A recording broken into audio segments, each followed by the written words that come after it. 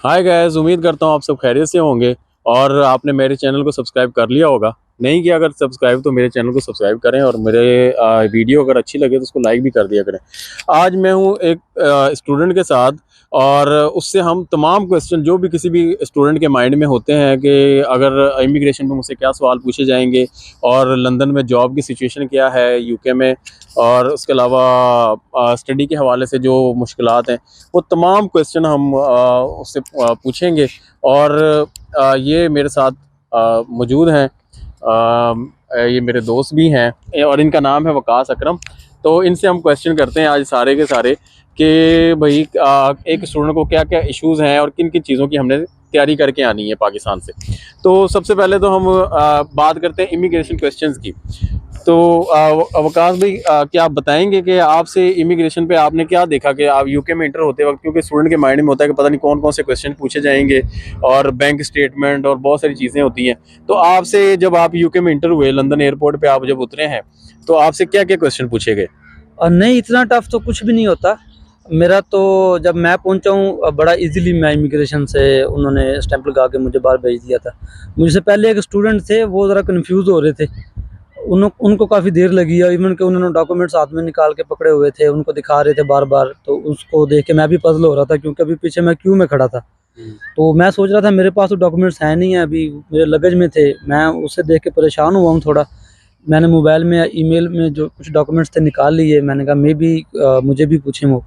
लेकिन उन्होंने बड़े सिंपल से क्वेश्चन पूछे हैं मुझसे। उन्होंने पहले पूछा है कि अच्छा, आप पहले तो ये बताया ना कि वो जो स्टूडेंट जो परेशान था या वो काफ़ी देर से खड़ा हुआ था, उसका क्या इशू था, वो क्यों खड़ा हुआ था वहाँ पे? असल में वो मुझसे काफ़ी फासले पे था, लेकिन जो मैंने जज किया है एक उसकी कम्युनिकेशन का प्रॉब्लम था। जिस तरह यहाँ गोरों का एक्सेंट है, बंदा जल्दी पिक नहीं करता, ख़ासतौर पे जब फर्स्ट टाइम होता है आपका। तो वो कुछ पूछ रहा था, कुछ चीज़ें उसे समझ नहीं आ रही थी, तो वो कन्फ्यूज़ हो रहा था। वो कुछ पूछ रहा था, वो जवाब में कुछ बता रहा था, कभी कोई डॉक्यूमेंट आगे कर देता था, कभी कैश लेटर दिखा रहा था। इस तरह के मामला थे उसके। तो यानी कि बेसिक कम्युनिकेशन होनी चाहिए कि थोड़ा सा आपको सवाल की समझ आ जाए और आप उसका एक आंसर दे सकें। अगर वो आपसे सिंपल ये पूछा है कि जी पासपोर्ट आप निकालें, तो आप पासपोर्ट निकाल के उसके सामने रखें। जी, बिल्कुल, डॉक्यूमेंट्स उसने पूछने हैं आपके पास कि कौन-सा, क्योंकि आप जब काउंटर पे जाते हैं सबसे पहले पासपोर्ट उसको हैंड ओवर करते हैं। वो वीज़ा देखता है, फिर आपसे क्वेश्चन करता है। जिस तरह उसने मुझसे पूछा है कि आपकी आपको पता है आपकी वीज़ा कैटेगरी कौन-सी है? मैंने कहा जी मैं स्टडी वीज़े पे आया हूँ। उसने फिर यूनिवर्सिटी का नाम पूछा है, मैंने वो बताया। उसने कोर्स पूछा है। उसने ये पूछा है why you select this course? तो फिर मैंने बताया कि चूँकि मेरा पिछला एक्सपीरियंस जो है वो प्रोजेक्ट रिलेटेड रहा है, तो इसलिए फिर मैं प्रोजेक्ट मैनेजमेंट चूज़ किया, मैं आया हूँ। फिर हाँ, ये एक चीज़ जो है ना, मैंने काफ़ी दफ़ा नोट भी की है कि आपको अपने कोर्स का पता होना चाहिए कि आपका कोर्स, एक तो आपका नाम तो कोर्स का आपको पता ही है, उसके अलावा आपको उसके कुछ सब्जेक्ट का भी पता हो कि भाई मैं क्या पढ़ने जा रहा हूँ इस कोर्स के अंदर। तो थोड़ी सी इसकी डिटेल आपके पास होनी चाहिए। हाँ, बिल्कुल, अगर वो उनको थोड़ा डाउट होगा फिर वो कोर्सेज़ के बारे में पूछते हैं कि इसमें कौन से सब्जेक्ट्स इन्वॉल्व हैं। लेकिन वो मेन कोर्स का नाम ही पूछते हैं। मुझसे पूछा why you select this project management? मैंने बताया मेरा प्रीवियस एक्सपीरियंस था 3 साल पाकिस्तान में, तो मैंने इसलिए किया है। तो उसने फिर मुझे पूछा कि कहाँ प्लान है तुम्हारा रहने का? तो मैंने कहा अभी कज़न रिसीव करने आ रहा है, लंदन में रहूँगा 2 दिन। इसके बाद अकोमोडेशन देखेंगे नॉर्थहैम्पटन, जहाँ मेरी यूनिवर्सिटी है। तो मेरा ये प्लान है। उसने कहा गुड टू गो। उसने स्टैम्प कर के मुझे पासपोर्ट वापस दे दिया। मतलब कितना टाइम लगा होगा आपको इन क्वेश्चंस में? मुझे हार्डली 2 मिनट्स।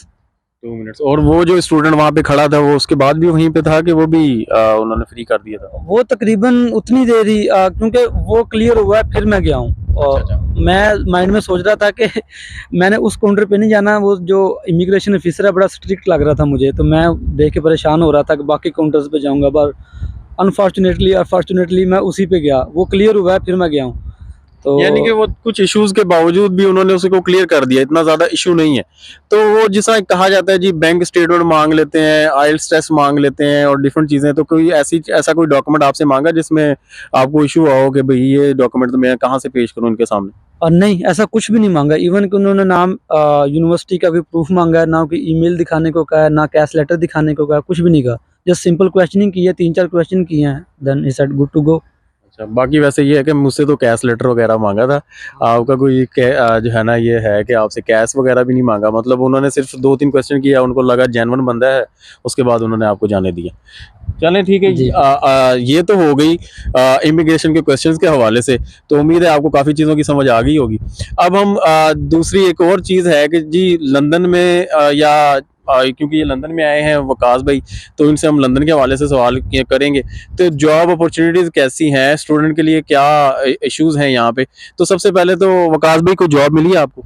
जी, जी, बिल्कुल जॉब मिली है। इसको इस तरह से शुरू करूँगा, जो जॉब्स की सिचुएशंस होती हैं ऑब्वियसली बड़े शहर में ज़्यादा ईज़िली मिल जाती है जॉब एज़ कम्पेयर टू छोटा शहर जिस तरह नॉर्थहैम्पटन है जहाँ मेरी यूनिवर्सिटी है। तो इसलिए मैंने लंदन में रहना प्रेफ़र किया है और इसी वजह से मुझे 1 मंथ के अंदर जॉब मिल गई।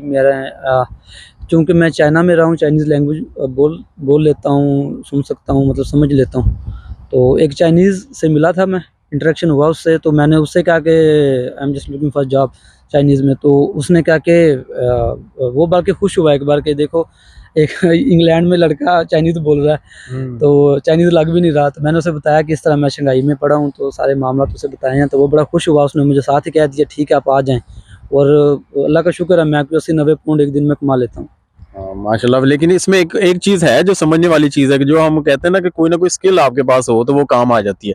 अब आपके पास चाइनीज़ लैंग्वेज की स्किल थी, आपको चाइनीज़ आती थी, तो आपकी वो काम आ गई। इसी तरह हर बंदे के पास कोई ना कोई स्किल होती है, तो वो अपनी स्किल को यहाँ पे आके यूटिलाइज़ कर सकता है। चलो आपकी तो जॉब अच्छी होगी, बाकी आप क्या देखते हैं कि लंदन में क्या जॉब सिचुएशन है? क्या जॉब ईज़िली स्टूडेंट्स को मिल जाती है?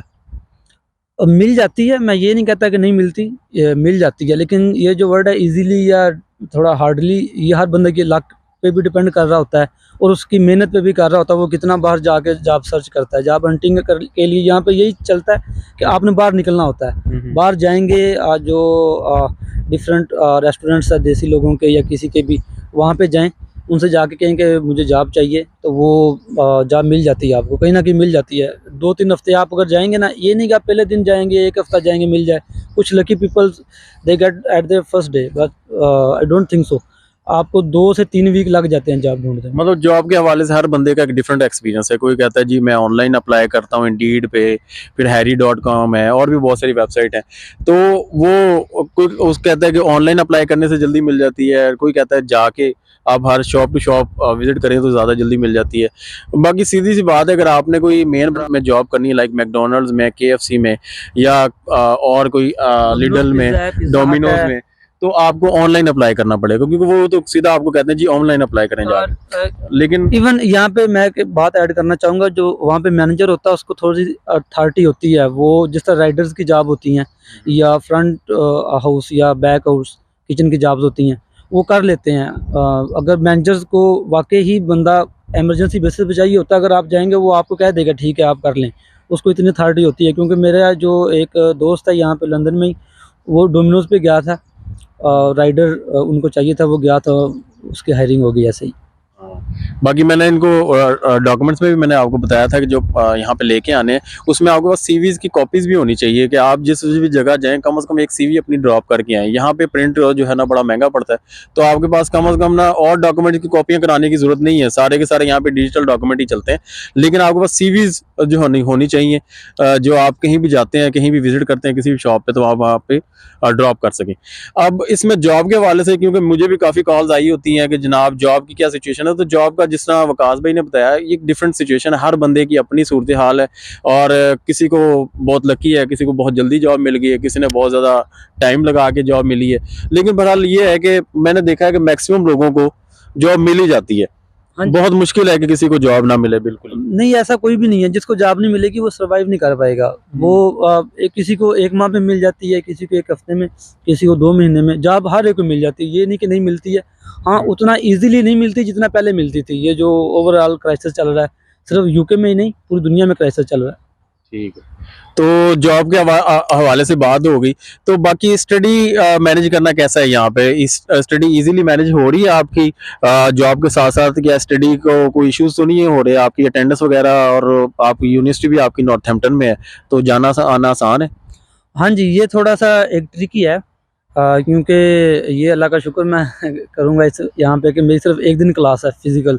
तो एक दिन मुझे आना पड़ता है नॉर्थहैम्पटन लंदन से, तकरीबन 25-30 पाउंड लगते हैं मेरे एक दिन के आने जाने में, ये खर्चा है। उस दिन आप जा भी नहीं कर सकते, पैसे आने के बजाय जाते हैं, थोड़ा सा खर्चा हो जाता है, लेकिन कोई नहीं। बाकी ये होता है 5-6 दिन आप लंदन में ही हैं, वहाँ काम करने, अपने पैसे कमाएं।